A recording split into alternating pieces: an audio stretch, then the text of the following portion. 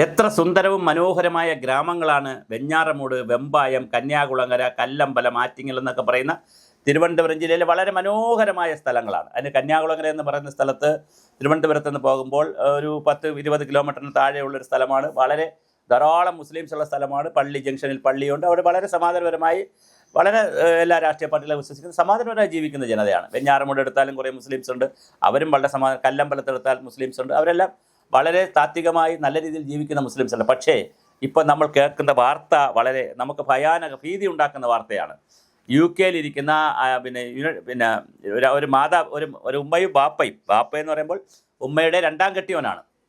ആ ഉമ്മയെ തന്നെ മതം മാറ്റിച്ചു എന്നൊക്കെയാണ് കേൾക്കുന്നത്. അതെൻ്റെ കഥകൾ അറിയില്ല, ഇനി വരാനിരിക്കുന്നേ ഉള്ളൂ. എന്തായാലും UK-യിൽ താമസിക്കുന്ന ഒരു ഉമ്മയും ബാപ്പയും കൂടി വളരെ കൃത്യമായി ഒരു മകനെ 16 വയസ്സുള്ള മകനെ ISIS ചേരാൻ വേണ്ടി നിർബന്ധിക്കുകയും അവനെ അവിടെ വച്ച് ട്രെയിൻ ചെയ്തപ്പോൾ അവൻ അവിടെ നിന്ന് ബഹളമുണ്ടാക്കുകയും അവനെ ഉടനെ തന്നെ നാട്ടിലയച്ച് കല്ലമ്പലത്തുള്ള ഒരു മദ്രസയിൽ പഠിപ്പിക്കാൻ അയക്കുകയും ഇവൻ കല്ലമ്പലത്ത് മദ്രസയിൽ ഇരുന്നു കൊണ്ട് ഈ കൂടിയ മൊബൈലൊക്കെ ആയിരിക്കും. ഉമ്മയും ബാപ്പയും അവിടെയാണല്ലോ, രണ്ടാം ബാപ്പയൊക്കെ അവിടെയല്ലേ.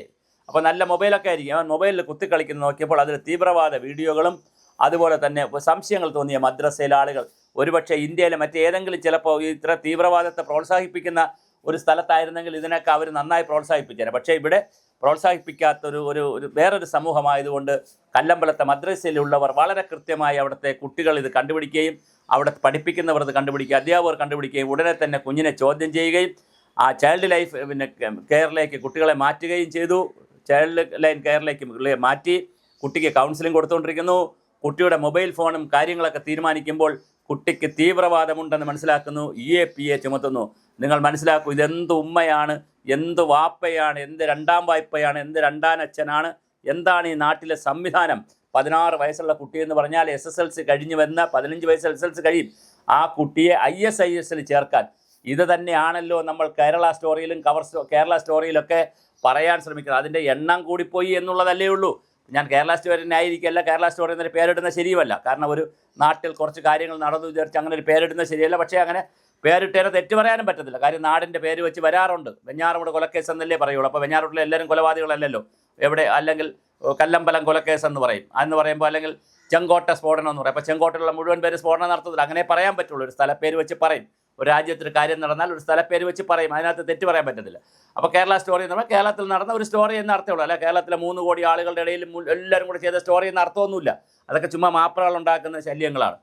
അപ്പോൾ അതുകൊണ്ട് തന്നെ ഇവിടെ കേരളത്തിൽ വളരെ കൃത്യമായി ഒരു ഗ്രാമപ്രദേശത്തേക്ക് NIA വരുന്നു, നാഷണൽ ഇൻവെസ്റ്റിഗേഷൻ ഏജൻസി വരുന്നു, അതുപോലെ തന്നെ EAPA ചുമത്തുന്നു. വെഞ്ഞാറമൂട് പോലീസ് സ്റ്റേഷനിൽ അങ്ങനെ ഒരു കേസ് വരുന്നു എന്ന് പറഞ്ഞാൽ നമ്മൾക്ക് ചെറിയ ഭീതി വേണം, ചെറിയ ഭയം വേണം. കാരണം എന്ന് പറഞ്ഞാൽ നമ്മുടെ അത് മുസ്ലിം ഹിന്ദു ആ ഒരു ഭയമല്ല വേണ്ടത്. അതല്ല ഞാൻ പറഞ്ഞത്. ഞാൻ പറയാൻ ഉദ്ദേശിക്കുന്നത് നമ്മുടെ കുട്ടികളെ, പ്രത്യേകിച്ച് മുസ്ലിം കുട്ടികളെ, ഇസ്ലാം കുട്ടികളെ അവരിൽ മതം കുത്തിവെച്ചും മതത്തിൻ്റെ വികലത കുത്തിവെച്ചും തീവ്രവാദം കുത്തിവെച്ചും ഇങ്ങനെ ISIS കൊടുത്താൽ ഈ ഉമ്മയ്ക്കും വാപ്പയ്ക്കും പണമാണോ കിട്ടുന്നത്? UK-യിലൊക്കെ പോയിരുന്ന് നല്ല പൈസ ഉണ്ടാക്കി വേറൊരു തലത്തിലേക്കുള്ള വളരെ ഉയർന്ന ഒരു ജീവിത നിലവാരത്തിലൊക്കെ ജീവിക്കുന്നവർക്ക് പണമാണോ പ്രധാനം, അതോ മതത്തിനോടുള്ള വല്ലാത്ത അധമ്യമായ ലഹരിയാണോ? എന്തായാലും NIA വന്നു വെഞ്ഞാറമൂട്ടിൽ എന്നുള്ളത് വളരെ വലിയൊരു പ്രശ്നമാണ്. വെഞ്ഞാറമൂട്ടിലാണ് ഈ പയ്യനെ പിടിച്ചു, ചെറുക്കനെ കുട്ടിയെ പിടിച്ചു എന്നുള്ള വാർത്തയാണ്. യഥാർത്ഥത്തിൽ അവിടെ അല്ല, വെമ്പായത്താണ് അവരുടെ ഫാമിലി. അത് 4-5 കിലോമീറ്റർ വ്യത്യാസമുണ്ട്. കന്യാകുളങ്ങരയിലൊക്കെ അയാൾക്ക് ഈ പറയുന്ന ഗൾഫിലിരിക്കുന്ന ആൾ ചില പ്രവർത്തന സ്ലീപ്പർ പരിപാടികളൊക്കെ നടത്തിയതായി കാണുന്നു. അതെല്ലാം അരിച്ചു പറക്കുന്ന രീതിയിലേക്ക് NIA നാട്ടിലിറങ്ങിയിട്ടുണ്ട്. കല്ലമ്പലം മദ്രസയിലാണ് ഇത് സംഭവിച്ചത്. അത് ആറ്റിങ്ങൽ കഴിഞ്ഞുള്ള മറ്റൊരു സ്ഥലമാണ്. എന്തായാലും ആ ഒരു വിഷ്വൽ സർക്കിളിൽ ഒരു പ്രദേശത്ത് ഇതെല്ലാം ഉണ്ട് എന്നുള്ള നിലയിലുള്ള വാർത്തകൾ വരുന്നു. എന്തായാലും നാടിന് അപമാനമാണ്.